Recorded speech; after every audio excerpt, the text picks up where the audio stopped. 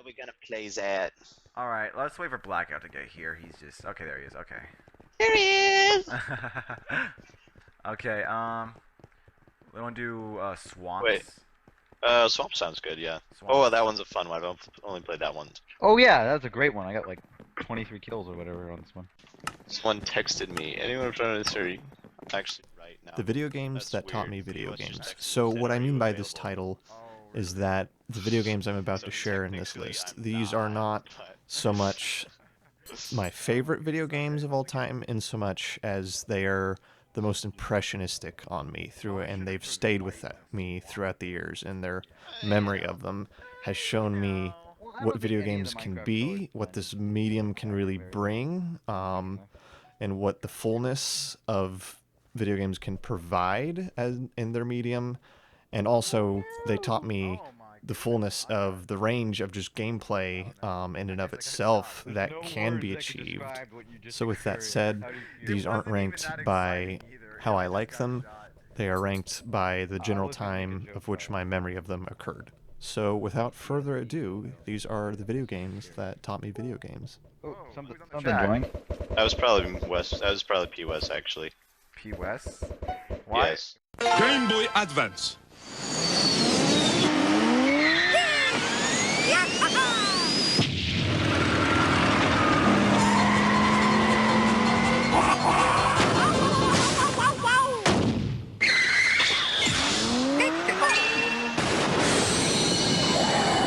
ゲームボーイアドバンスならではの4人対戦スリリングなデッドヒート新しいコースが次々登場マリオカートアドバンス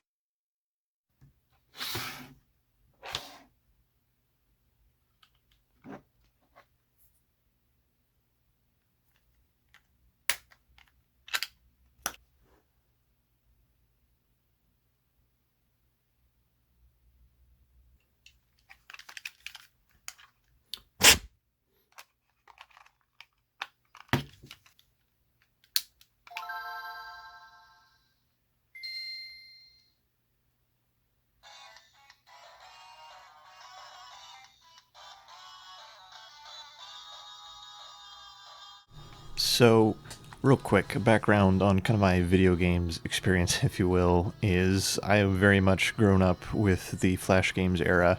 So a lot of my gaming memories are from like my early, like primordial gaming memories are from primarygames.com, like disneychannel.com.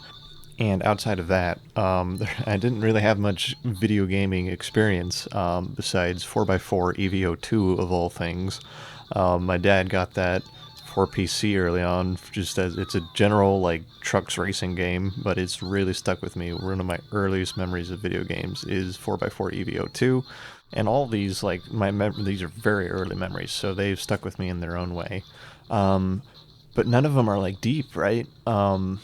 Specifically like these general like flash channel games, they're sort of like one and done, and you're like a kid, so you have nothing to compare them against, so you just kind of keep playing the same games like day after day, for what your parents allow you. And then 4x4 EVO2, it's not the best racing game. I've found reviews afterward, like all these years later of the game, that once it came out, and it's not a great game. It's a very kind of generic truck racer, with some general branding. So all that to say, I have no idea what possessed me to ask for a Game Boy Advance for one of my, I want to say 7th birthday. Holy crud, that's going back.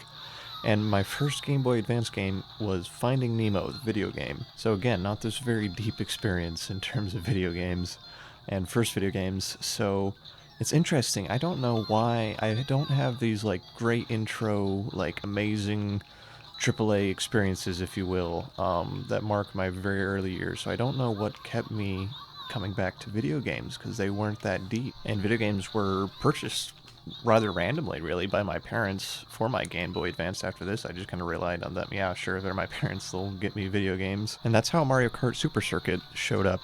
My parents just bought it on a whim, and I would just play it on a whim. Yeah, I'd treat it like all the rest of the games I had played up to that point.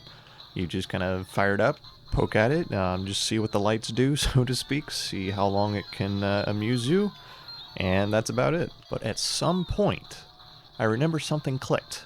This game had depth. And what I mean by that is that this game was meant to be played at length. This video game had distinction at length. Mario Kart Super Circuit was my first real game. My first real video game. So here's why I think this video game in particular has stuck with me throughout all these years, and why it's left this impression on me that it has. And it's interesting because this game has fallen somewhat to the wayside in Mario Kart history, largely due in part to its handling and its classic flat tracks layouts from the SNES era. However, having grown up on this one, there's some things that remain that I think subsequent titles in the series still miss to this day, and the first one is coins. So coins in Mario Kart Super Circuit serve quite a number of dual design roles, which I think is quite a shame that we haven't seen again and really since this title. So the core of it is, in this title, if you have 0 coins, you actually spin out if you bump another player. And this forces strategy, so e.g., bumping another player requires a literal cost, so you're forced to drive better and to pick up more coins. And bump while spin out leads to another spin out, so you can use this even to further strategy. So as consequence, there is a 55 coin cap as opposed to only a 10 coin cap in the later titles. And then finally, as a reward, if you can manage to surpass collecting a total of 100 coins for a cup, you're rewarded with unlocking the extra stages from the original Super Mario Kart.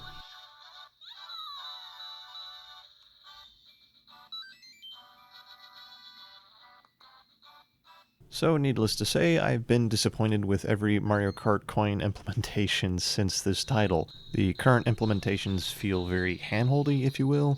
I'm trying to follow the line of reasoning of why they've put a 10 coin cap and that it only affects speed boost, in that it kind of gives you something to strategically drive for, but at the same time, it's just sort of not super influential on gameplay. It's just sort of tacked on. It doesn't contribute so much as it just is an extra thing to do. In short, they're trying to reward the player for better driving, but by not punishing them, it sort of doesn't really give value to the overall coins, ironically. And the other minor difference with this one, which I haven't seen implemented since, is the implementation of lives. Since this is still a Game Boy Advance game, there's only 8 total players ever to choose from, and that are on the course at one time. So if you get below 4th place, you lose a proverbial life and have to replay that track. So put all together, this constructs what I'm going to refer to as interlock of design. Everything is tightly interconnected. Precision of play is rewarded. Even all 8 characters are permutations of the 3 stats, which are speed, acceleration, and handling. So Yoshi, Toad, Peach, they're all going to be lightweight and faster, but less controlling, and Luigi and Mario are going to be the 2 balanced characters, while the heavyweights are going to have the best steering but the slowest acceleration and speed, which are Bowser, Donkey Kong, and Wario. So all this to say, Interlock is, I think, the reason why this game's impression has stuck with me to this day. Current Nintendo design philosophy has tended towards pure play, in that it only wants to reward just everyone's kind of balanced, equally exploratory gameplay, and I feel like they've really lost the focus over the years of rewarding player hone skill and testing player hone skill, because that sacrifices the general player, the casual player. And again, we can argue about whether or not this is worth going after, like, the general market and like marketing, and if you should pursue the quote-unquote hardcore player at the sacrifice of more casual players. But I do think this misses out on whether or not this really can achieve high-level play, and the value of high-level play in rewarding player skill and testing player skill. And this is why the game Mario Kart Super Circuit has stuck with me, is because there is a lot of interlock, and all the mechanics are kind of contributing to one another, and that feels very satisfying to see this whole come together.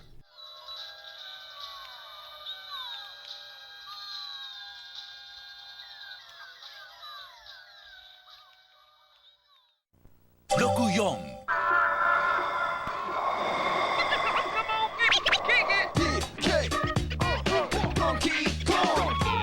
謎もある仕掛けもある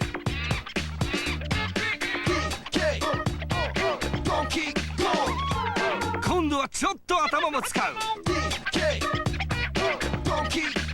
任天堂ドンキーコング64メモリー拡張パックとセットで登場ドンキーコング So this one is a bit of an interesting one. So this comes with, let me set a scene here. So it's the mid-2000s, and you're going to an after-church party, and it's at another family's home you haven't really been to before, and it's dark outside, so probably past your bedtime. And your parents are doing the rare thing of letting you kind of hang out with the other kids by yourself downstairs. So you go down to the basement, and there it is. They're playing video games.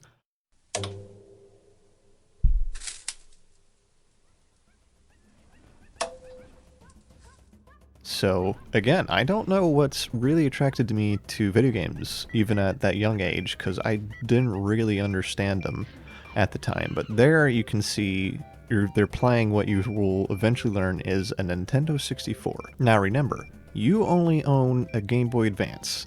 This thing is playing 3D games, and you get a chance to have a turn at the Nintendo 64. The multiplayer they are playing, and you have no idea how to control, but you're moving in full 3D space. So you play for a little bit, and you're having fun, because this is blowing your mind that you're moving in full 3D space, even though you have absolutely no idea what you're doing or what the controls are, but it doesn't matter. And then the round ends. And by chance, your friend, who is player one, they exit out of the menu into the main menu. And they select the single-player campaign.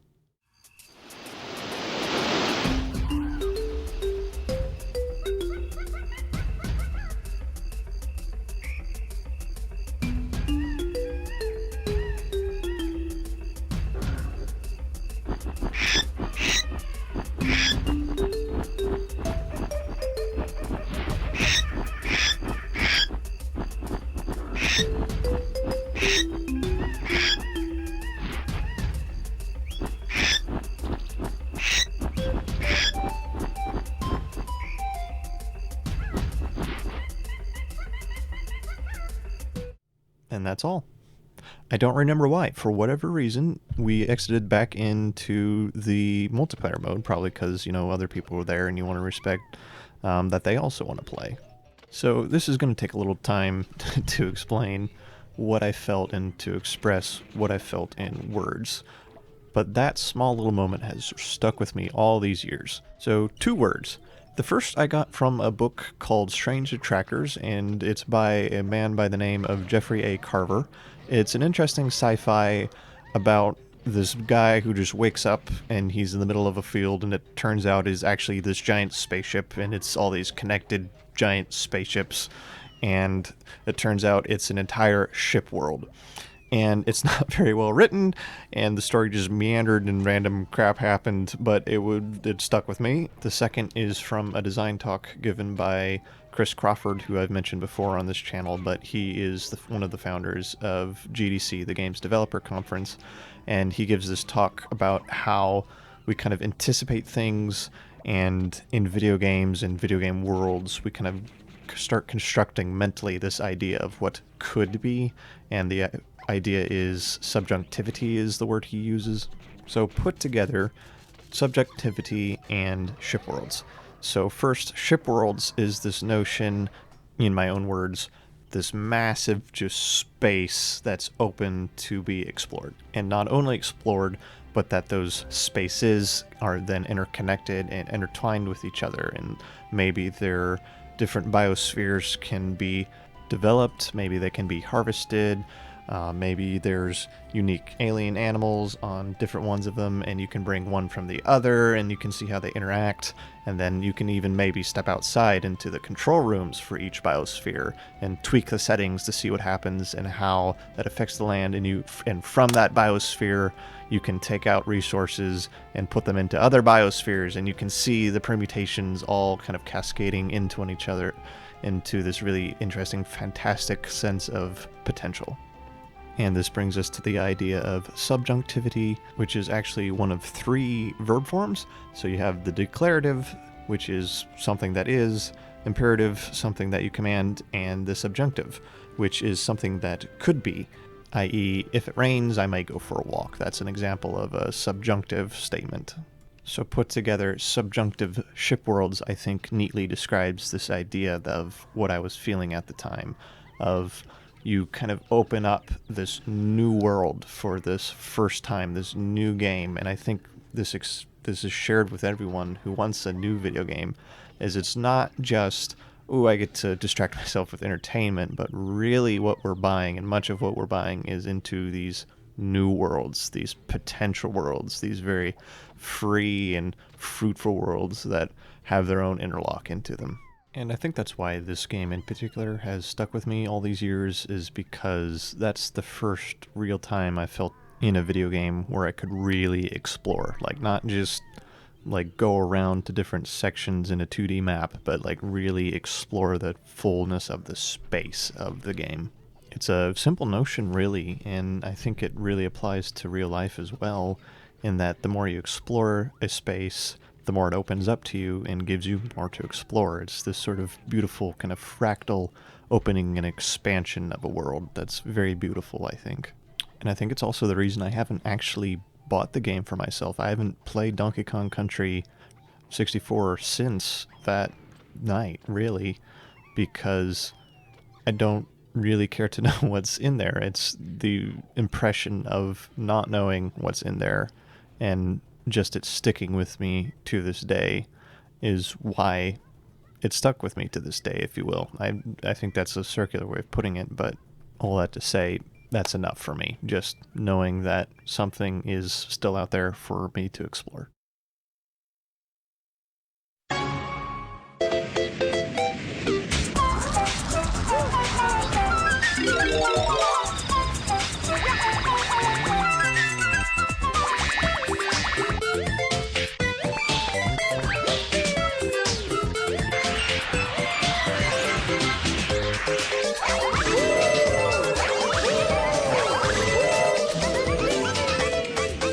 Wii スーパーマリオギャラクシー。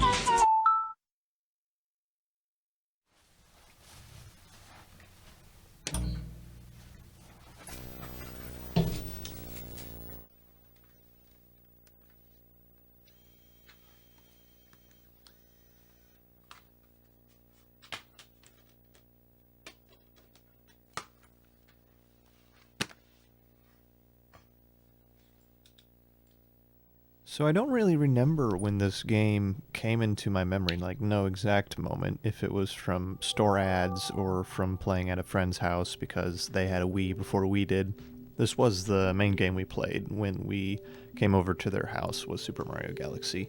So because of this and in this way that I was introduced to this game, I always had this feeling that the game was always larger than it quote-unquote really was, because whenever I saw someone playing, it was either someone else's game or I saw someone else playing, or it was at a store. And because of its level design, I had never seen this kind of level design before, and it was giving me this impression of endlessness because it was so varied. One level you might be seeing someone run through hot lava, another level you might be like in a bubble being blown around a poison lake, and another level you might just be on a giant marble doing a marble run level. So this game is varied, very, very various, if you will. So interestingly, once we got our own Wii years later, a few years later at least, I would actually finally get Super Mario Galaxy 2 for myself first, before it was actually my younger sister who would eventually get the Nintendo Selects edition of Super Mario Galaxy 1. And I've always resented Super Mario Galaxy 2 for never reaching the heights that Super Mario Galaxy 1 achieved, and the impression that the first game left on me. And that impression is one of beauty and sadness, which I just don't feel like it didn't come through the sequel as much, or, you know, certainly didn't leave an impression on me that it did like it did in 1. So due to my experience with this game, it also has the above two aforementioned attributes of the previous games, which is Interlock and that subjectivity and ship world design. And admittedly, I understand as to why on a surface level the critics' rating of number 2, at least initially, was above that of the first, in that it had tighter world objectives and less fiddly camera angles. However, 2 missed some aspect of what 1 had, which I still can't quite put into words to this day. And like I mentioned, that first one is beauty. It's simply richer in a way that could be described in an entire essay into itself, while 2 sacrifices it for ludic value. And that second one is sadness. And to my knowledge, this is the one and only Mario game that explicitly implements sadness. And you know exactly what I'm referring to. Rosalina's storybook, of course.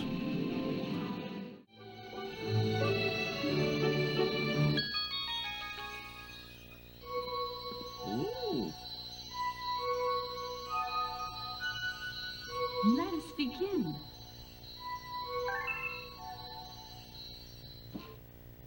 And when we were playing this as kids, even at that age, we were enveloped into what would happen next into the story. We were invested in this story, which, again, this is a Mario game. You're invested in this story. There are only 2 other Mario games I know of that I have at least personally experienced where I've been involved in the story, and that's Super Paper Mario for the Wii and Paper Mario Thousand Year Door, of course. A whole tangent I would like to go on about storylines in video games and Mario games specifically, but anyways, when experiencing Super Mario Galaxy for the very first time as kids, you're kind of confused by the ending, and we actually derided it because it was just kind of this odd ending, this almost anticlimactic ending of they just kind of get together and bake a cake, and you don't really understand the weight of that and what's kind of happening as a kid. But when I would come back to it, a few years later, I would learn a very valuable lesson in that not all stories need to be happy. Sadness is in fact its own beauty. And this is one of the few, if not only, video games that I have actually teared up to at the ending. And I think that's the ultimate lesson here, is that when making things, when designing things, you have to implement things, your features, if you will, or storylines, or whatever it is, you have to do it respectfully, and not as an aesthetic, if you will. This is also the only one of 2 games that I've done a completionist run of. I am definitely not a completionist player, but I'm pretty sure that was the run where I teared up at the rebirth of the universe.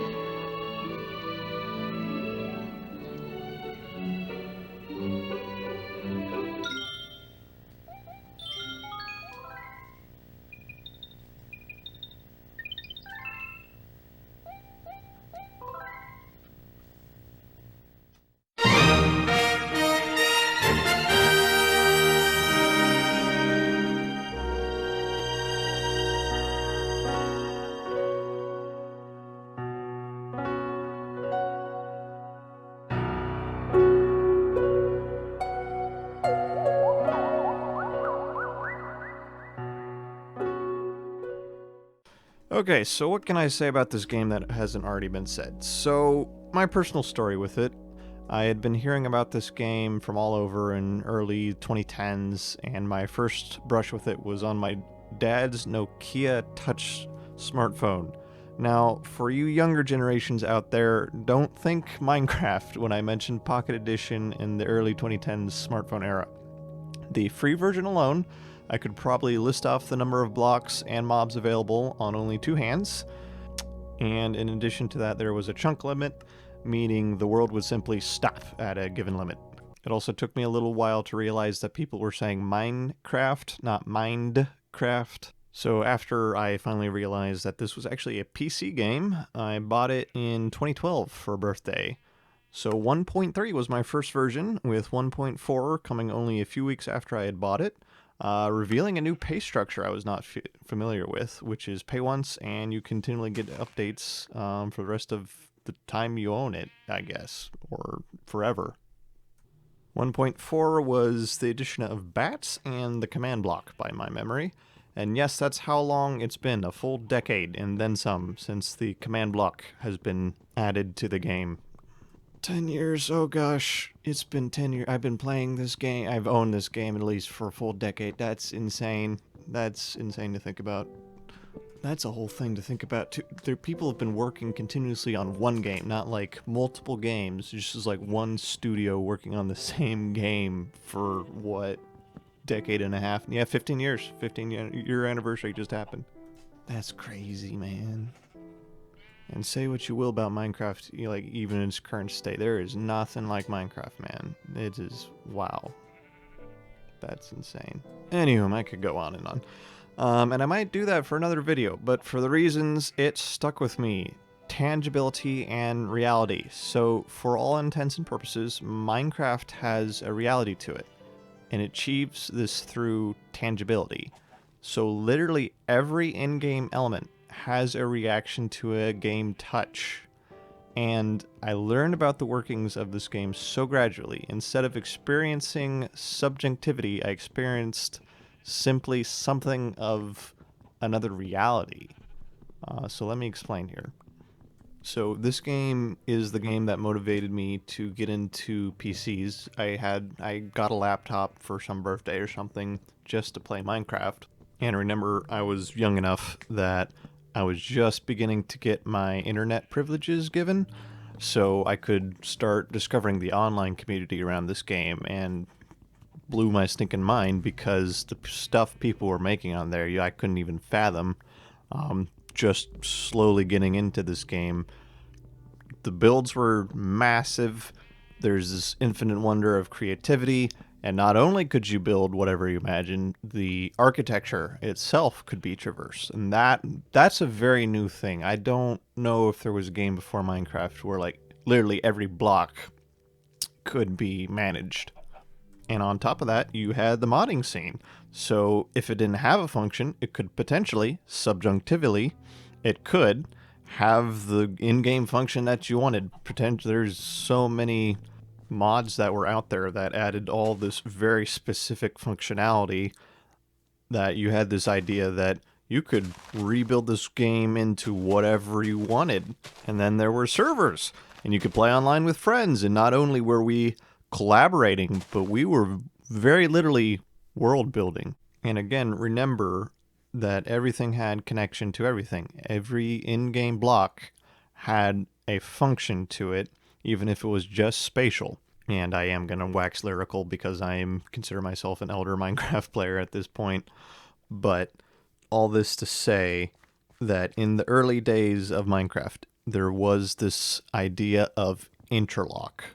This idea that every mechanic in the game was tied to a tangibility in the game. And that is very much the issue with the newer versions of Minecraft, is that the features aren't contributing to the whole, they're simply additions on top. Again, going back to this idea of treating the player with respect and adding things for the beauty of them, not for the aesthetic of them. And this is what I mean by the world of Minecraft, while it was still alive to me at least. And it is still to some extent, but not as much, I think, these days. It was not only infinite in a very real sense of that world, but it was real because there was kind of this world, a true world to it, unto itself. 大きくなったね。バイバイ。邪魔するぜ。一緒に落とそうぜ。テトリスか。そうだ。負けないぞ。ぷよぷよテトリス誕生。セガ。ぷよぷよテトリス。Okay, bear with me on this one. So I first discovered this game at a friend's house. He had purchased it for the PS4, citing the voice acting out of all things, which to his credit is oddly exceptional for a Tetris game. Hey, I guess so. This must be the edge of space-time. But where's the keeper? Right here. Huh? You! You're the Keeper of Dimensions? But this was the first time in probably a decade that I had played a Tetris game proper outside of some browser clones, and something clicked. So you may not believe me, but the reason I created my Steam account was to purchase Puyo Puyo Tetris on sale. Why, you may ask? Tetris remains Tetris, and my theory is I hadn't played it outside of my browser game mentality before, so once I played it, I beheld, and I don't say this naively, a perfect game. So the first thing is purity of play. Puyo Puyo I had never seen before, but it's just as easy to grasp and as hard to master as Tetris. With the caveat, if we're going to be pedantic here, Puyo Puyo's skill threshold taking a little longer to grasp to actually play competently. The point being that elegance of putting the two together creates a synergy of sorts. They both complement each other extremely elegantly in what I'm going to dub purity of play. I've written a longer blog post on this already if you want to go in depth, but the essence of it is that there are two levels of play. The first is implicit play for the sake of play, where the game compliments the player simply based on continuation of play, even rewarding interesting failure. The second is explicit play, play for the sake of achievement. For example, score attacking and competitive multiplayer games. So Puyo Puyo Tetris manages to achieve both simultaneously, and this is what I'm dubbing as purity of play. And that's why I believe this game has really stuck with me. The range of playability has an extremely vast range, yet it remains grounded in the two core games. Everything else, the modes list, is easily grasped by extension. If you understand Puyo Puyo and you understand Tetris, everything else extends from that in different variations on that, essentially. The story mode is essentially a celebration of this as a vehicle for exploring the different ranges of the game. And it's an absurdist story, yes. Even the voice acting is complementing this.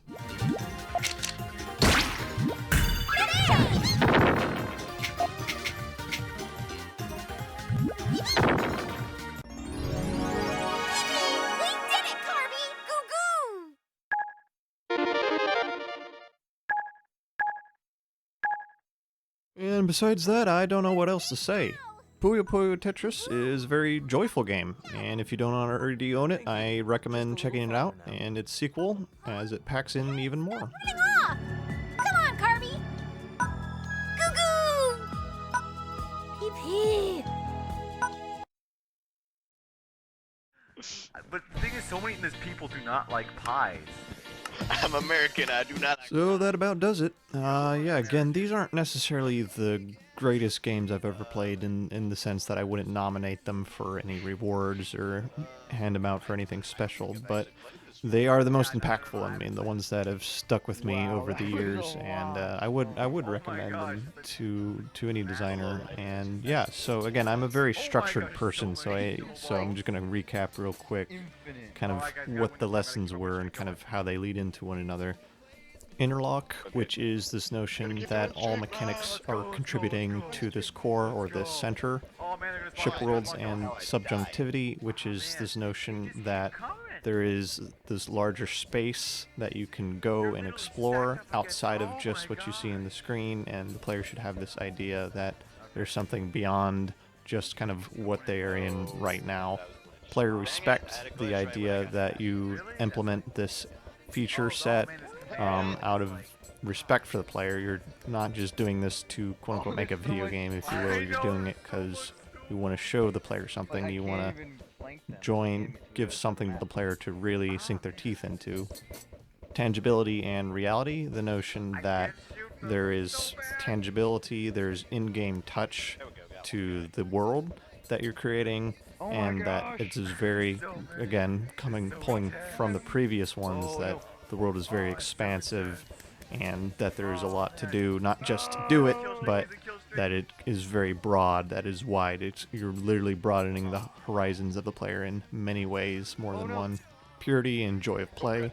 the notion that games can be, video games in particular, can be very joyful experiences that they can give the player something to not waste their time on, but there's something that's very uplifting to them, and that is kind of a wonderful task, not to just accomplish, but to participate in. So let me know what you think. If any of this resonated with you as well, or what games have resonated with you personally, and what's really stuck with you over the years. I'm really curious to hear, even if you haven't considered them your favorites. And with that, thanks for watching. Until next time. Like the accent special, because you told the accent. Yeah, sure, let's do the accent special. This is the accent special, yeah. We try every single accent that we have. Yeah, Can you have a muffin? Again. I don't have a muffin, I'm afraid not. What? I'm afraid I wanted not. a muffin. You gave me a muffin. I got a bacon roll. I got a pie. A bacon muffin roll? I like pie. I like pie. I like pie, man. You better like pie. That's I'll a get down now, right now. Okay. Alright, we gotta get out of here, man. Thank you. Subscribe and like and such that forth, and thank you for watching. Yeah, Thank we you. just playing some Bye. paintball and some super intense crazy stuff for Rooney hitting tooties. We gotta go, okay? We gotta go. Yeah, man, it's so good. Alright, bye, bye, bye.